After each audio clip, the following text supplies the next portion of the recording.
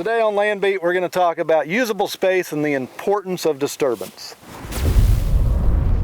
We're in a native grassland here in southwest Missouri. Right. And we have a lot of nice species of plants here around us.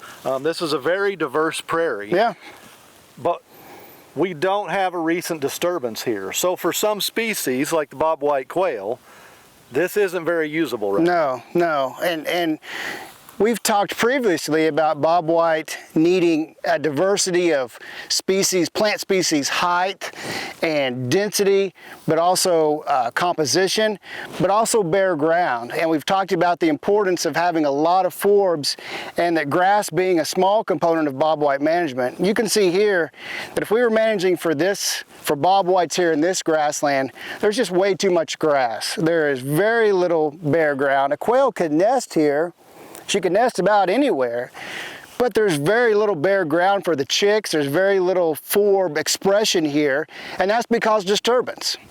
Yeah, this clearly hasn't been burned at least in a year or two. Our rainfall regime is pretty high, 45 inches in southwest Missouri, so we have to have disturbance. That's where grazing is nice. Right. If it's a non-native grassland, sometimes we'll do strip disking or strip spraying. There's different management techniques. We wouldn't want to do that on a native prairie, something that's been here for 10,000 years, but fire and grazing, we need to have disturbance to create this mosaic, not only of these plants. Again, the plants are all still here, but we don't have this diversity of structure that we're looking for. We're also lacking a little bit, there's some nice thickets back here behind us, but the spacing is really broad. So from a quail standpoint, we would rather have those thickets, about 100 yards apart. And on this landscape, there's gaps in there that are 300, 400, 500 yards apart. So some of that would be unusable for quail year round.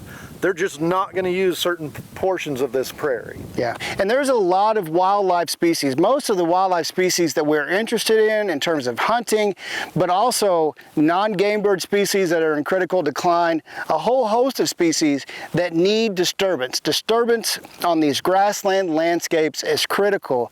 And if you go too long without disturbance, you get a buildup of thatch, you start to get a dominance of grasses, you lose your forbs.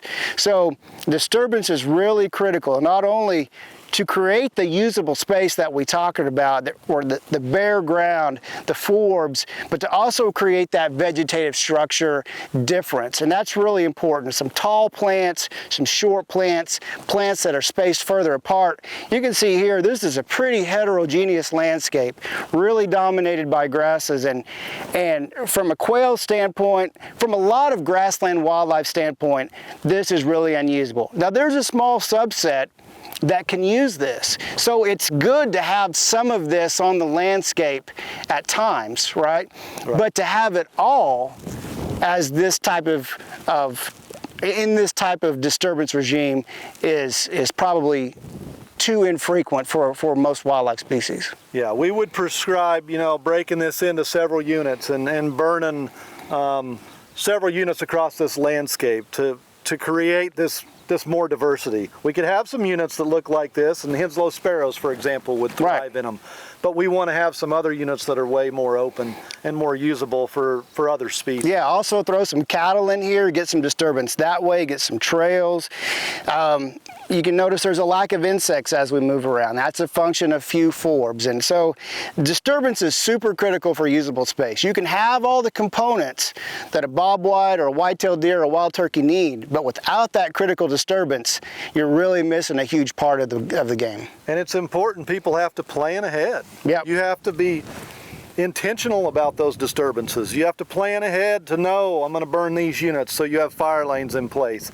I want to graze these units. You got to have water in place. Yeah. All this takes planning to execute when the time comes. Right. And these disturbances we're talking about are natural disturbances. This land evolved with fire and grazing. Certainly not from cattle, but now we use cattle to emulate that historical disturbance. So we're emulating natural disturbances across the landscape.